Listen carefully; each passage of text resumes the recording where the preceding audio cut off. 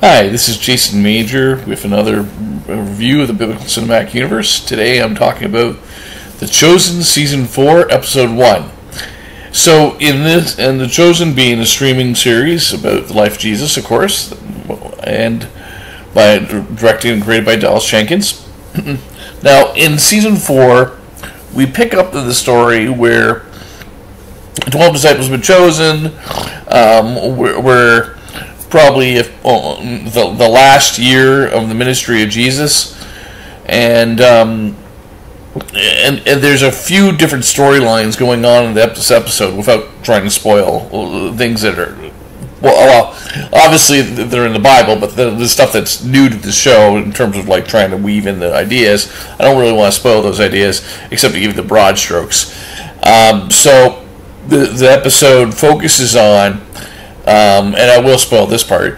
The death of John the Baptist is finally in this episode, and it juxtaposed with the birth of John the Baptist, and so you see Mary meeting Elizabeth. You see the birth of John the Baptist and the baby dedication all through throughout this episode, and as we get closer to the scene with the death.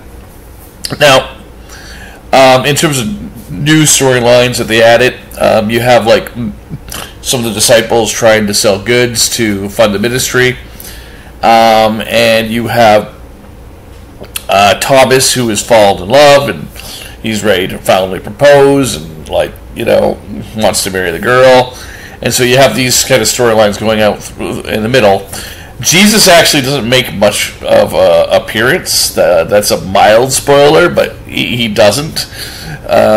Joanna, who is in the Bible, was someone who lived at Herod's temple.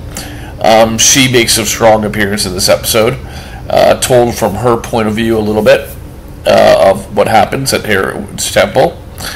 And you all do have the scene where Herod, and you have Herod, his wife Herodias, which was his brother's wife, and Salome, which is Herodias' daughter, and then through the first marriage, and then you have Salome preparing her dance, and then you have the classic scene where Salome does her dance to entice the John the Baptist.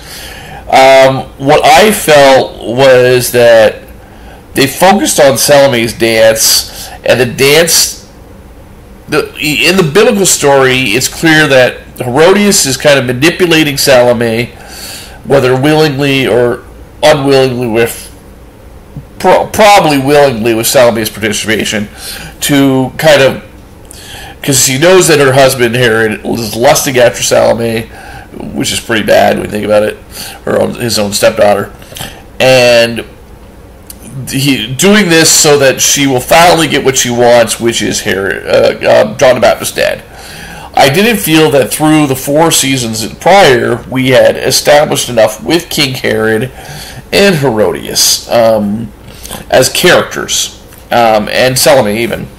And then when the dance happens, it is very, I don't know if it's culturally accurate, and maybe it is, but there's no life to it. And what I mean by that is that although there's music, there's kind of drum beats and stuff, there's no sense I got, which was, but later on when I watched the interviews and stuff, Dallas Jenkins says yes, she is trying to entice the king and get him all worked up and everything, all that. You don't get the sense of that. It's like they want to keep it so PG and G rated as to not be actually lustful, that there's no lust at all. There's no life to it. There's no. It's just a very acrobatic dance, a gymnastic dance, in my opinion.